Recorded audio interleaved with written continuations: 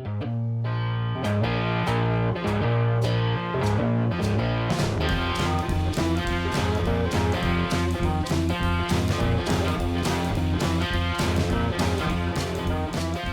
everybody, welcome back to Durbin's Bourbon. I'm Joe. We are going to be doing a review, or I am going to be doing a review. It's very strange for me to not have my pal and co-host Josh here. We relocated, so he isn't able to film the channel with me. I'm very sad.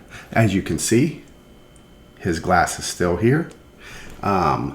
This whiskey that we're doing a review, or that I'm doing a review of today, was a good friend of ours, is still a good friend of ours. He's still alive.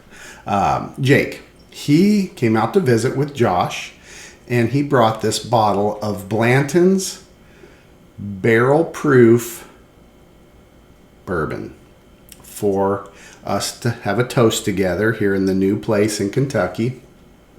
We tried it, and when he was leaving, he did not take this with him. I tried to give it back to him and he refused. Jake, you are a gentleman, very kind man, good dude, really good dude. This Blanton's is coming in at 129.5 proof. It was dumped on October 6th of 23. It still follows all of Blanton's normal characteristics as far as what warehouse, its H that it comes out of at Buffalo Trace Distillery in Frankfort, Kentucky. This barrel number was 479. Let's see, Rick number was 31, and still has the horses at the top. This particular bottle is 192. Let's go ahead and crack this. Good cork pop. Gonna pour a little, and I'm gonna pour a little from my boy Josh, who isn't here. I'm gonna have to drink it, I guess. Anyway, as you can see, we're in a new location. It's the bar behind me. It has been a labor of love, let me tell you. The videos might sound a little hollow. The bar isn't quite finished. It is a much bigger room than the old bar that we filmed in. Has a roll-up door and everything, so it's a really neat place, but I have to furnish it and finish trimming and all that good stuff. Put some throw rugs in here, so it might sound just a little bit hollow. I'm not a fan of the test videos, but I wanted to get some new content back out to y'all so that you can start following again. Maybe we'll get back on the train for YouTube, because they have since dropped us basically as a important channel because we weren't making any content. It has been a year, and let's see, we filmed our last video, Josh and I did, in June. So June of 25 was 1 year. We are now filming September. I'm going to try and get this edited, and it should upload if everything good works well. You should be seeing this video this Saturday like usual. Videos will upload on Saturdays. Let's go in for a nose on this. I've given it a chance. It is a little part way down the bottle, so it's had a little chance to oxidize. Jake opened this, oh gosh, at least a year and a half or 2 years ago, I'm guessing, when he got it. Nice, very, very nice nose, vanilla, caramel.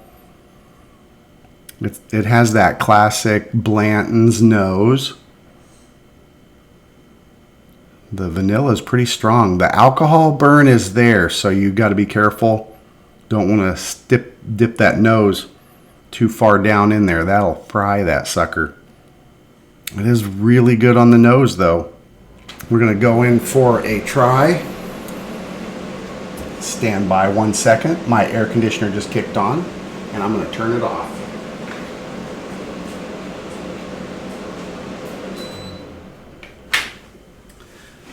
And I'm back. It's the little things you don't think about. When that thing is running, it is very loud. All right, let's go in for a taste. Cheers, everybody. Cheers to Josh.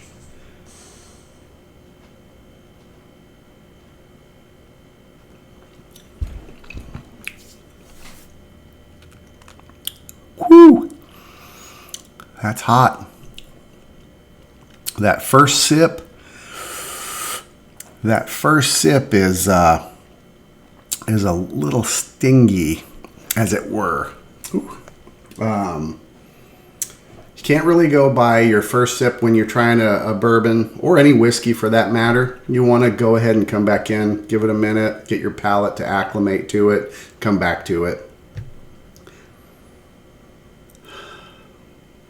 It was hot though, I will say.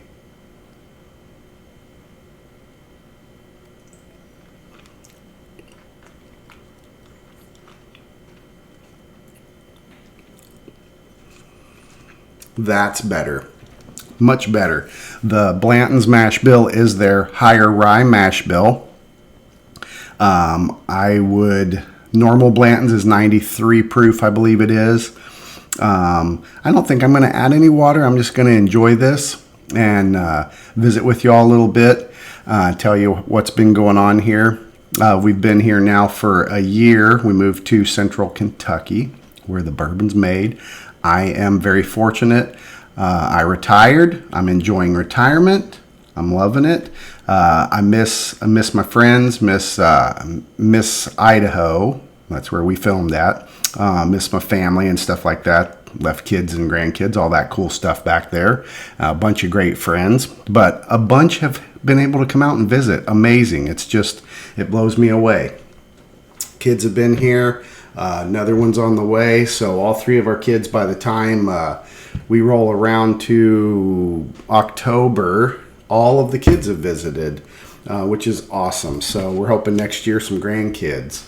And then Josh is actually coming in December, I believe it is. He booked his flights to come back. So guess what? We're going to be doing some filming then, and you'll see Josh and Joe again. I do have a potential new co-host that's going to help out from time to time. Hopefully she'll be able to be on here pretty soon. Keep your eyes peeled. Her name is Summer. She is a Kentucky native, born and raised. Great gal. Married, has wonderful kids, just brand new baby actually. So she's recuperating from that. So she's looking forward to getting back on the bourbon train. She's a big bourbon fan. She's exploring into scotch and stuff, so we'll see what happens. It should be interesting because she's going to try some stuff that she doesn't normally drink here on the show eventually. So we've got a lot of things coming down the pipe for everybody. You're going to see some video with Josh in the future because he is going to be here, and every time he comes to visit, we are definitely making videos.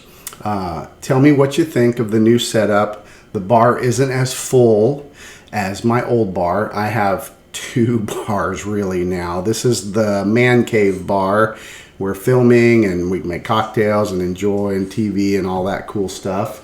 But I have a bar in the house, or a liquor cabinet, where all my like pappies and a lot of stuff I keep in the house as well. But it's coming along. The shelving is good. There's a door that's going to be put here. Right now you see a big plastic vapor barrier that partitions off the rest of the garage. It's a 3-car garage, and this is a man cave portion. Has its own sink. I put in a wet bar. Always wanted a wet bar, so that's in now. You can hear Blue is still with us. He made the trip. He's drinking some water over there and chilling out. The bar made it, of course. A bunch of bottles made it. Didn't lose any as far as that goes, but you'll be able to see the progress change. I'll add more bottles, more shelf heights and stuff in the coming future. It all takes money, and it ain't cheap, let me tell you. But this was all framed in. It just no drywall or nothing, so it has been a ongoing cost, but it's been fun. You know, I'm retired, so what else you gonna do? Gotta do something. Let's go back for another taste.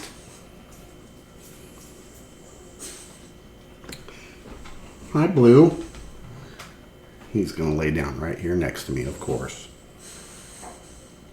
He's digging the farm. We did expand quite a bit. We went from a property in town on 1/4 of an acre to a farm in central Kentucky on 33 acres. So I have my beloved woods to hike around in and hunt and stuff like that. And we have fields that we farm for hay and stuff for four-wheelers. So it has been an amazing journey so far. Josh and I drove all the booze and four-wheelers and everything straight through from Idaho to Kentucky in 36 hours, I believe it was, straight. So he is a champion, great best friend in the world. I couldn't ask for a better friend. Very thankful for him and miss him greatly. So before I get mushy, I'm going to have another sip. The Blanton's comes in a fancy little bag too. There you go, check that thing out.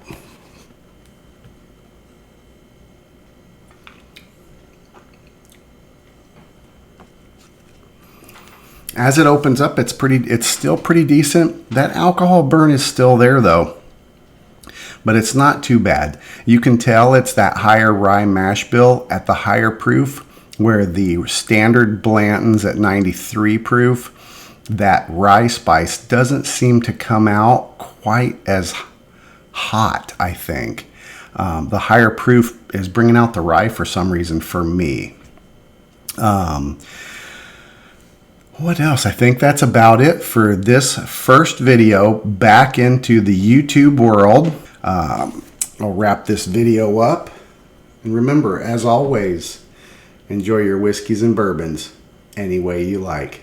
Cheers, everybody. Cheers, Josh.